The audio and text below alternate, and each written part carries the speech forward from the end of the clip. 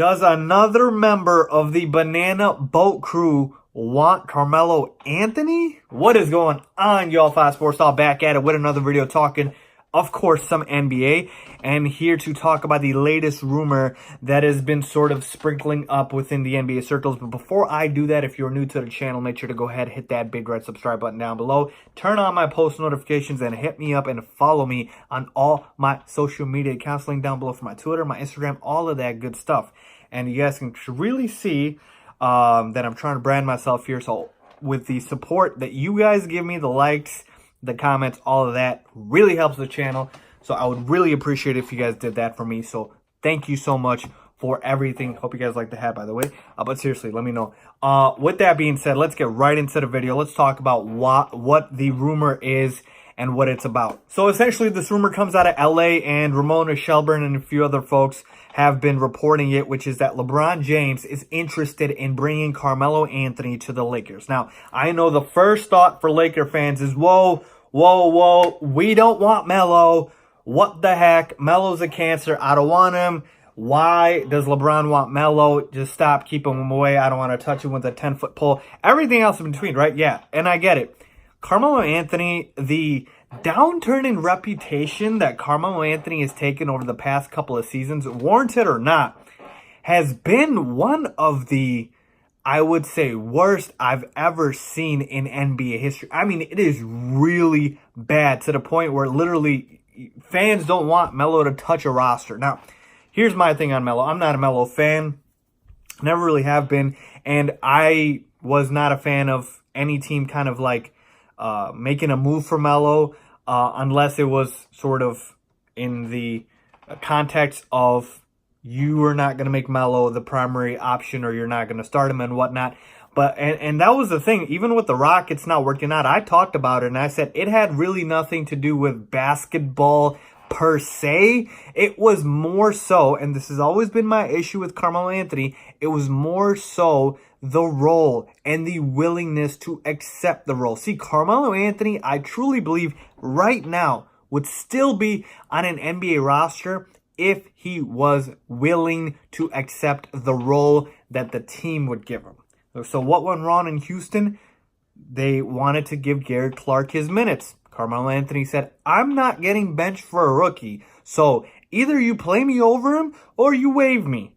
And they said, okay, we'll waive you. Now, a lot of people said that they tried to make Melo the scapegoat. And we know the Rockets clearly are still playing like trash, okay? So Melo wasn't the issue, and Melo leaving didn't fix anything.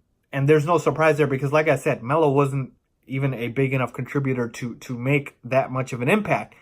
The issue was the role and Melo's willingness or lack thereof to accept it. So let's put this in context with the Lakers now and LeBron James' interest in him. Now, so why is LeBron James interested in Melo?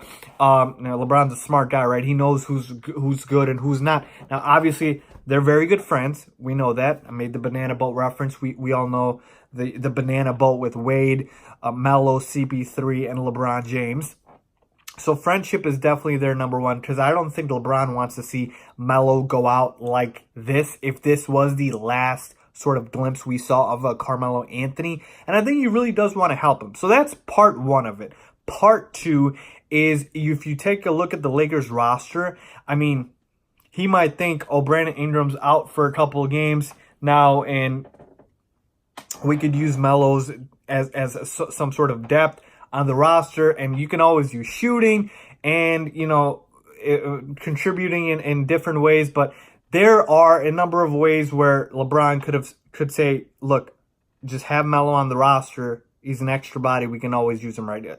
Talent-wise, if you just say talent, you can add him. But that is it. Other than that, I don't think it's anything else with the reasoning that LeBron James wants it. Now, I've also read that LeBron James will not go to Magic Johnson and Rob Pelinka and say, I want Carmelo Anthony on this roster. You guys better make it happen. No, ultimately, from what I've read, it is still Magic and Rob Pelinka's, I can't even pronounce, his call on their call on whether or not they want to sign Melo. So that's just the part of the story that's talking about, obviously, LeBron and why he wants him. Now, whether or not the Lakers should pursue Melo. Now, that is the question. Here's my stance on that. Nothing has changed on my end in terms of my view of Carmelo Anthony. To me, Carmelo Anthony, if you sign him, you're not signing him for defense. We know that's the whole defense joke. I think it's overplayed. A lot of players in the NBA, I would say 70-80% of the league doesn't even play defense. That has nothing to do with it. Shooting-wise, Carmelo Anthony is a good shooter in a relative context, but the percentages obviously have dropped. So can Melo hit an open three? Obviously, yeah. But as far as him being like a great shooter and like a spot-up shooter, I wouldn't say that. Can he add scoring off the bench? Absolutely. But, and there's always a big but with Carmelo Anthony, will he accept the role given to him? And that's really what it comes down to.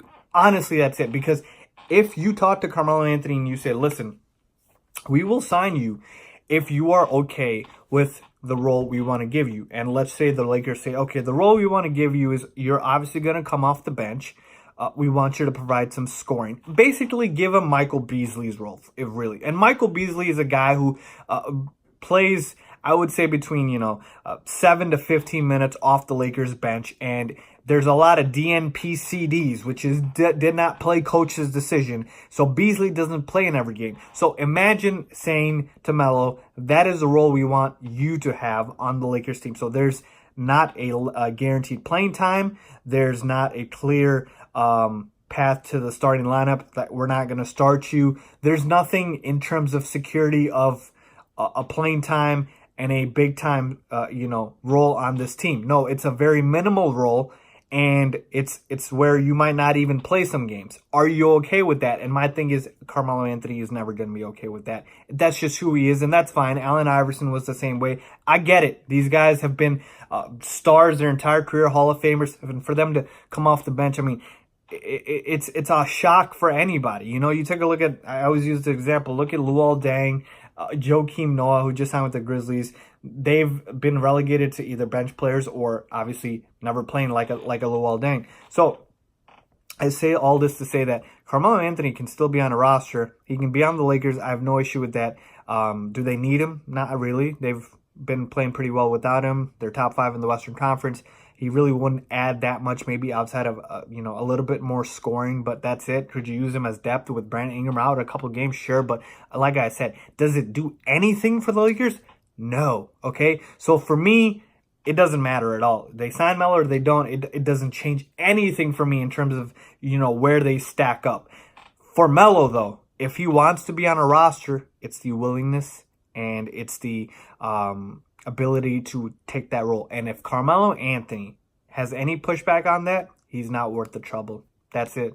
That's as straightforward as I can be. If Carmelo Anthony says, you know what, I'm not okay with that, I need 20 to 25 minutes playing time, I'll come off the bench, but you better give me this. Or he says, I need to start. It was a nice talk, Melo. Wish you the best of luck, and I hope you find another team that is interested, because we are not, and the Lakers should just walk away. That's basically it. I don't think it needs to be that complicated. So that is what I would do if I was the Los Angeles Lakers. Let me know what you guys think. Leave a comment down below if you agree with me or disagree with me. Ultimately, do I think Melo to the Lakers happens? Probably does, but again, I don't think it needs to, because like I said, this is probably just LeBron trying to help out a friend. And if it does, it's not going to make a big difference. But again, for me, if I was the Lakers, I wouldn't do it. So leave a comment down below if you agree with me or disagree with me. As always, thanks for watching.